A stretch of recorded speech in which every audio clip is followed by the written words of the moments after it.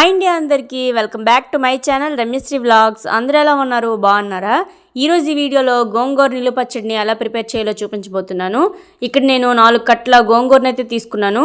ఈ ఆకులన్నింటినీ కూడాను తుంచేసిన తర్వాత వాటర్తో చక్కగా గోంగూరనైతే వాష్ చేసుకొని ఒక క్లాత్ పైన తడి ఏమి లేకుండా ఆరపెట్టుకొని తీసుకోవాలి. తర్వాత ప్యాన్లో కొంచెం ఆయిల్ వేసుకొని ఇందులోనే కొంచెం మెంతులు, కొంచెం ధనియాలు వేసుకొని తర్వాత కొంచెం ఎండుమిరపకాయలు వేసుకొని బాగా వేయించుకోవాలి. ఇలా ఇవన్నీ కూడాను మంచి కలర్ వచ్చేంత వరకు వేగిన తర్వాత తీసుకుని పక్కన పెట్టుకోవాలి.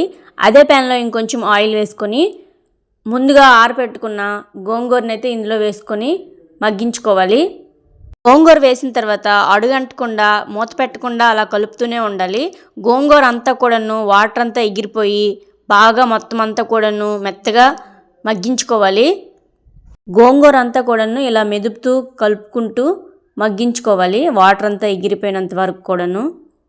నేను తీసుకున్న గోంగూర ఒకసారి ప్యాన్లో వేస్తే సరిపోలేదు కాబట్టి 2 బ్యాచ్ల కింద చేశాను. ఫస్ట్ బ్యాచ్ అయిపోయిన తర్వాత సెకండ్ బ్యాచ్ని కూడా వేసి సేమ్ అదే ప్రాసెస్లో ఈ గోంగూరను కూడా మగ్గించుకున్నాను.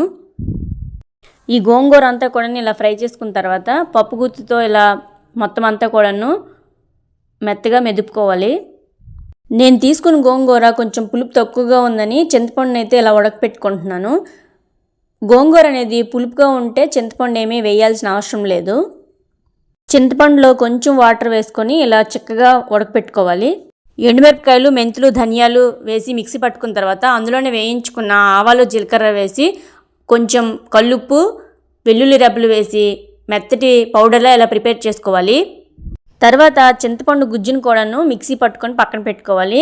తర్వాత గోంగూరను కూడాను ఒకసారి పల్స్ మోడ్లో మిక్సీ పట్టుకొని పక్కన పెట్టుకోవాలి.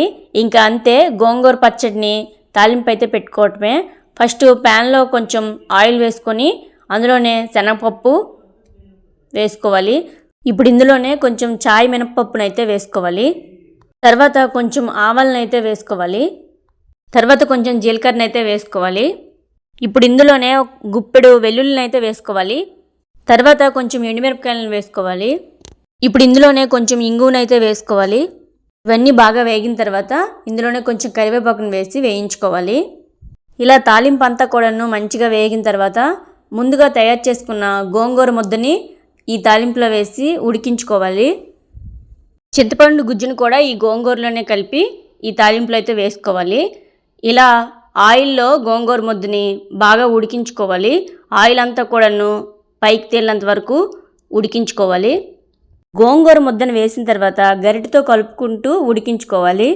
గోంగూర పచ్చడిని ఇలా ఆయిల్లో ఉడికించుకోవడం వల్ల వాటర్ చెమ్మ అనేది ఎక్కడైనా ఉంటే పోతుంది. పచ్చడి ఎక్కువ రోజులు నిల్వ అయితే ఉంటుంది. ఇలా ఈ కన్సిస్టెన్సీలో ఉడికిన తర్వాత ముందుగా ప్రిపేర్ చేసుకున్న పొడినైతే ఇందులో వేసి కలుపుకోవాలి. లాస్ట్లో కొంచెం పసుపు వేసుకుని కలుపుకుంటే గోంగూర పచ్చడి అయితే రెడీ అయిపోతుంది. ఈ వీడియో మీకు నచ్చితే ఒక చిన్న లైక్ చేయండి. Thank you for watching. Bye bye.